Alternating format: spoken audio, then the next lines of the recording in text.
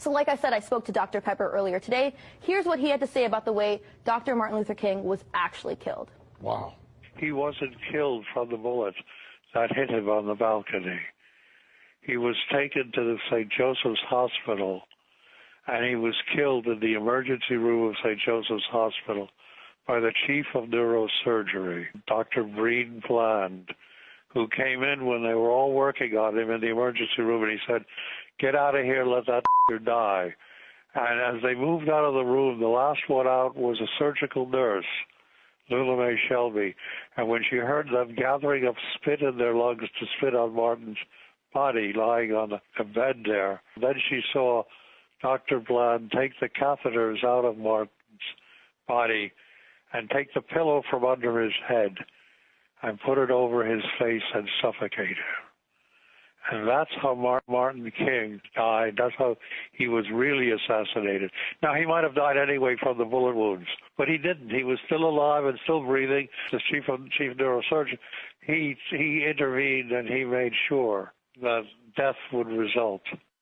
Wow. Right? My jaw was on the floor. Now, Dr. Pepper knows this because the son of the nurse, Lula Mae Shelby, who died, but before she died told her family, the son of this nurse told Dr. Pepper under oath. And when Dr. Pepper confronted a member of the Dixie Mafia, he said, yes, this happened, and actually that the chief of surgery was their family doctor, and that 3 weeks before the assassination, he visited them and said, hey, if the bullet doesn't kill him, make sure he goes to St. Joseph's, because we will make sure that he dies. Now, let's talk about this case, okay?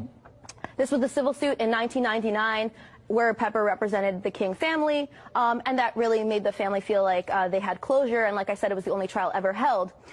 The Memphis jury in this case decided that local, state, and federal governments were liable for King's death, and that this was a real conspiracy, a conspiracy between the U.S. military, the Memphis PD, and Dixie Mafia, these crime figures in Memphis, Tennessee. This is just for the audience. Right. This is a civil case that was brought, much like the O.J. case. Right, where they couldn't find him guilty here, but finally when a civil jury heard it, they came out with a It was the only trial, yes, and there was 30 days of trial, and over 70 witnesses were heard. And Dr. Pepper told me earlier today that it took the jury less than an hour to decide after these 30 days that this was a true conspiracy. Correct. Where others may have been involved. Correct. Other than the person who was accused. And that James Earl Ray was the fall man, and that he was unwittingly, unknowingly part of this conspiracy. And the real shooter, I gotta say this, even though we can't get to the whole story, was Frank Strouser. He was a Memphis police officer, the best shot in the Memphis PD, and he was the one who actually fired the fatal shot.